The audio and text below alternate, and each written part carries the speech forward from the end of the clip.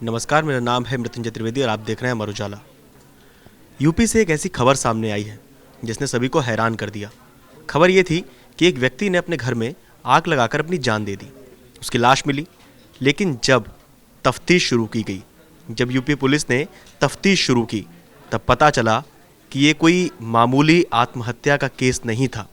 इसके पीछे बहुत बड़ी साजिश थी। वो साजिश क्या थी, वो पहलू क्या थे जिसने यूपी पुलिस को भी हैरान कर दिया। उन पहलुओं को जानने के लिए हमारे साथ मौजूद हैं वरिष्ठ सहयोगी वरुण कुमार।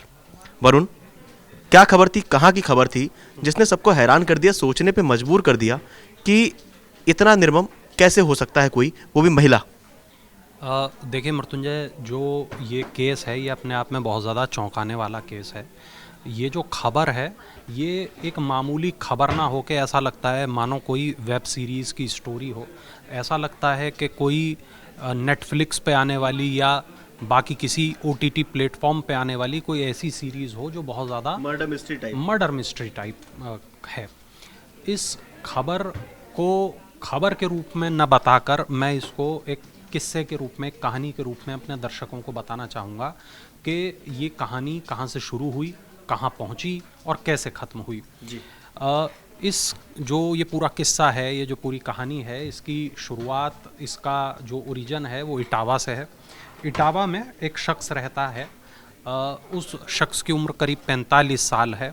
उसका एक बेटा है, एक पत्नी है। देखा जाए तो एक सुखी परिवार है। अब वो व्यक्ति पेशे से इंजीनियर है। उसने एक घर बनाया, घर को किराए पर दिया।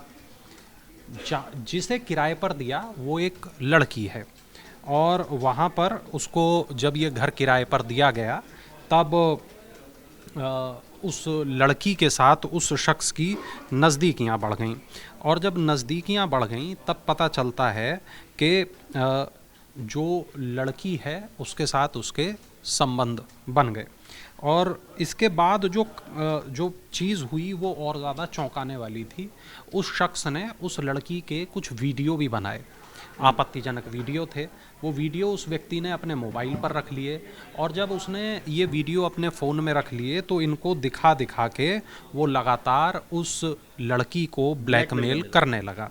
बार बार संबंध बनाने के लिए उससे कहने लगा। लड़की को वो अपनी पत्नी के सामने घर पर बुला लेता था। पत्नी के सामने ही कई बार उसने उस जो दूसरी लड़की थी उसके साथ संबंध बनाए। अपनी ही पत्नी के सामने? अपनी ही पत्नी के सामने, हाँ जी। अब यहाँ से एक बहुत परेशानी वाली स्थिति पैदा हो गई। पत्नी बहुत ज़्यादा गुस्से में थी, क्रोध में थी, और वो अपने पति को बिल्कुल भी पसंद नहीं करती थी। अब चूंकि पति ब्लैकमेलिंग पे उतारू था, तो जिस लड़की को ब्लैकमेल किया जा रहा था वो भी इस ब्लैकमेलिंग से परेशान हो चुकी थी, त्रस्त हो चुकी थी। जिस दिन ये वाकया हुआ, तो जिस दिन का उससे परेशान हो चुकी थी। जी, जिस दिन का ये वाकया है, जिस दिन का ये केस है, उस दिन भी उसने उस लड़की को अपने घर पर बुलाया हुआ था। इसी दौरान पत्नी ने उस लड़की से बातचीत की। दोनों के बीच ये सहमति बन गई कि अब हमें इसको जान से मार देना है, इस शख्स की हमें हत्या कर देनी है। और यहाँ से एक बहुत ज़्यादा इस कहानी में मोड़ आ जाता है। इन दोनों ने उस शख्स को नशे की स्थिति उसके लिए बनाई, उसको नशे की दवाई दी।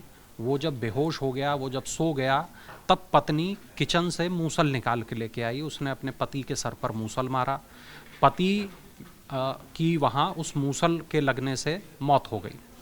अब इसके बाद दोनों लोगों ने मिलके ये काम किया कि पति की लाश को रज़ाई में लपेटा और आग लगा दी। उस शख्स की लाश वहाँ जल गई। अब पत्नी चूँकि बहुत ज़्यादा परेशान थी, तो उसने एक तीर से दो निशाने लगाने की कोशिश की। उसने उस लड़की को बोला कि मैं इस कमरे में हूँ और तुम बाहर से लॉक करके और चली जाओ, भाग जाओ यहाँ से, मैं संभाल लूँगी। भगा दिया उसे भगा दिया। लेकिन उसने यहाँ पर काम ये किया कि जैसे ही पुलिस आई, जैसे ही पुलिस से पूछताछ शुरू हुई, शुरुआत में तो उसने कहा कि मुझे नहीं पता आग किसने लगाई बाहर से, लेकिन जब लॉक बंद था पुलिस को उसके ऊपर संदेह होने लगा।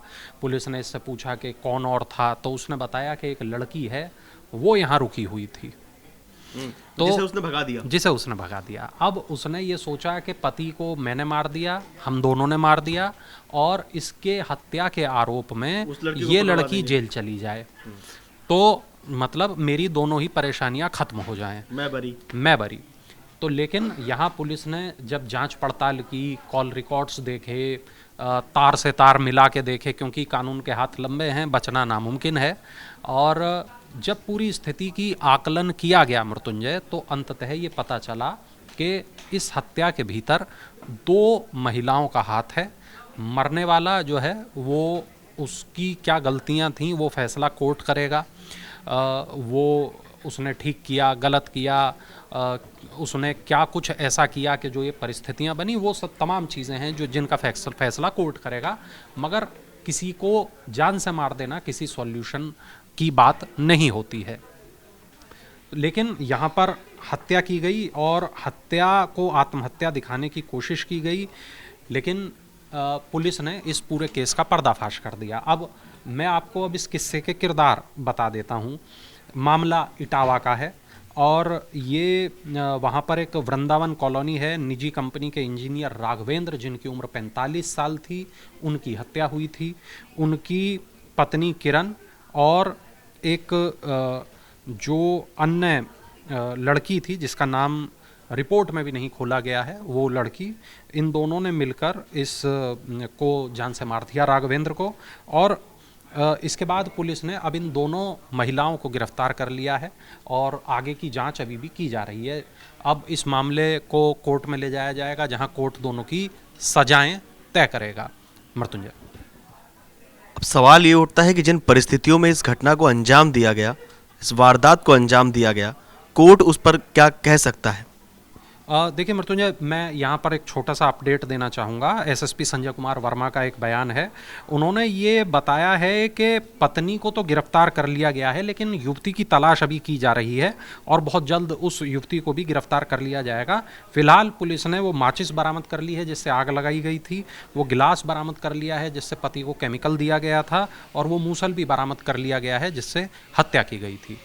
और देखिए, जहां बात हम कोर्ट की करें तो यकीनन कोर्ट जो सबूत सामने आएंगे, जो पुलिस अपनी डायरी उनके सामने रखेगी, उसके आधार पे कोर्ट फैसला करेगा। बहुत बहुत धन्यवाद वरुण। आप लोगों को क्या लगता है इस पूरे वारदात को जानने के बाद, समझने के बाद? हमें कमेंट करके बताइए और देखते रहिए अमर उजाला। अमर उजाला जीवांजलि के सारथी की मदद लें और महाकुंभ में स्नान जरूर करें।